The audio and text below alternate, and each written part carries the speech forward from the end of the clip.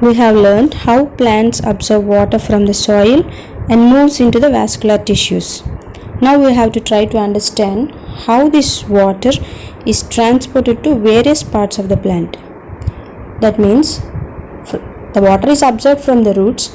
Now the water moves up to the stem. And is it active way or is it still passive? And what does it needs energy for the movement? We are going to learn all this in this lesson. As water and minerals that are absorbed from the roots are transported to the vascular tissues, there creates a pressure inside the xylem. That means the water and minerals that are absorbed from the roots are transported to the various parts of the plant.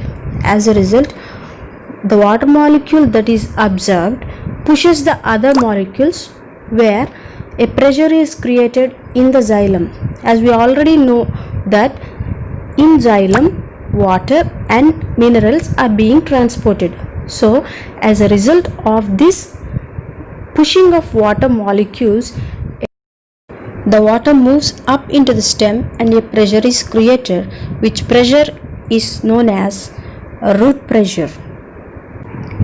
So how do we see that root pressure exists? If you take a small soft stemmed plant, when there is plenty of atmospheric moisture, and in the morning if you cut the stem horizontally, you will observe water drops oozing out of the stem. This is due to the positive root pressure that is exerted in the xylem.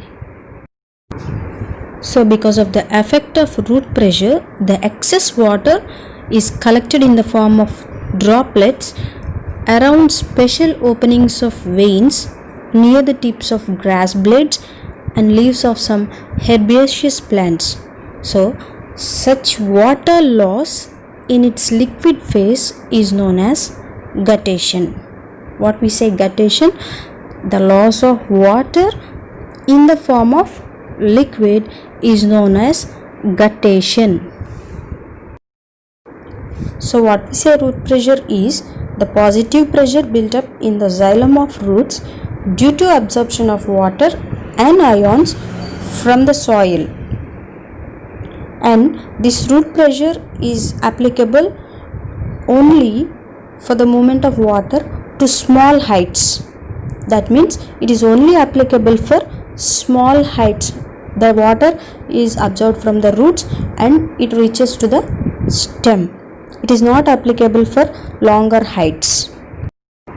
So in root pressure, the water is absorbed from the roots up into a stem.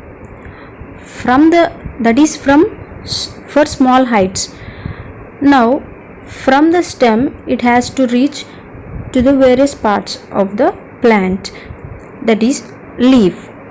So the water has to be moved up to the leaf. And what is the movement up to a leaf? It is learned by transpiration pull. But before going to learn about transpiration pull, we need to know what is transpiration. Transpiration is loss of water from the plant surface in the form of vapor is known as transpiration. So the water that is absorbed by the roots travels up through a plant and the water is evaporated, loosed in the form of water vapor, which is called transpiration.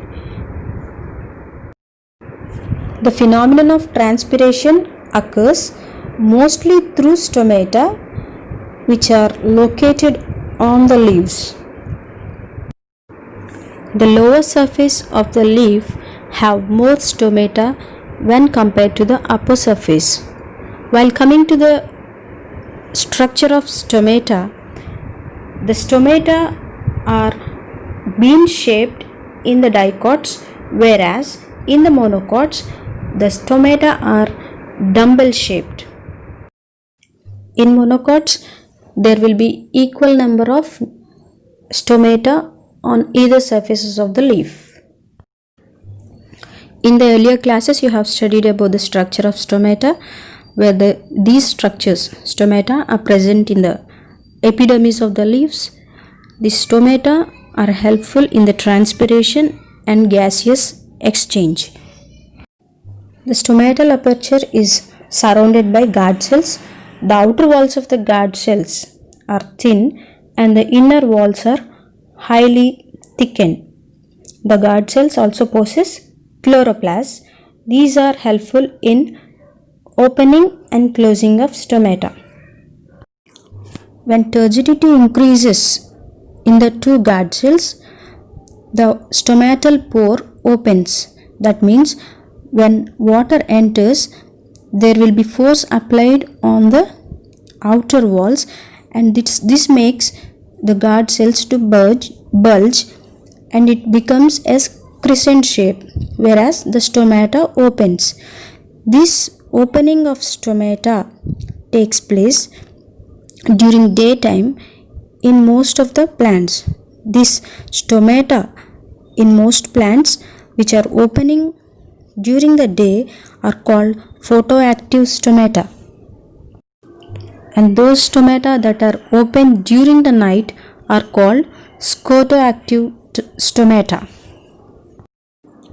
When the water is lost from the guard cells become flaccid and the stomata closes. To explain the opening and closing of stomata, Leavitt proposed potassium pump theory. In this, K plus and Cl minus ions enters into the guard cells where the stomata opens during daytime. In night time, chloride ions and potassium ions comes out where the stomata closes. We have learned what is transpiration and the structures that are responsible for transpiration. Now we are going to learn what is transpiration pull. Transpiration pull is the driving force for the upward movement of water. There is no circulatory system or heart in the plants, but then how water is moved into the xylem? See, in 1914, Dickson proposed a model called cohesion tension transpiration pull model of water transport. In this, he explained how water is moved through the xylem by the following methods. One is cohesion, adhesion, and the other one is transpiration pull. In cohesion, there is mutual attraction between molecules. In adhesion, the attraction of water molecules to the polar surfaces such as trochanteric elements of xylem. In the transpiration pull, the driving force for the upward movement of water. What is happening here is when the one water molecules gets attracted to the other molecule, then these water molecules are attached to the polar surfaces of the xylem, which is then pulled towards the upward movement of the plant. So through cohesion, both the water molecules get attracted, and through adhesion, the water molecules that are being attracted are attached to the polar surfaces. Then these water molecules are moved upward, where it is. So the upward movement we consider as ascent, and the sap is water and mineral ions. This is xylem sap. So the transpiration driven ascent of xylem sap depends mainly on cohesion, adhesion, and transpiration pull. These properties give water high tensile strength, that is, ability to resist a pulling force, and high capillarity, that is, the ability to rise in thin tubes. The elements of xylem, which are trochanteric elements and tracheids and vessels.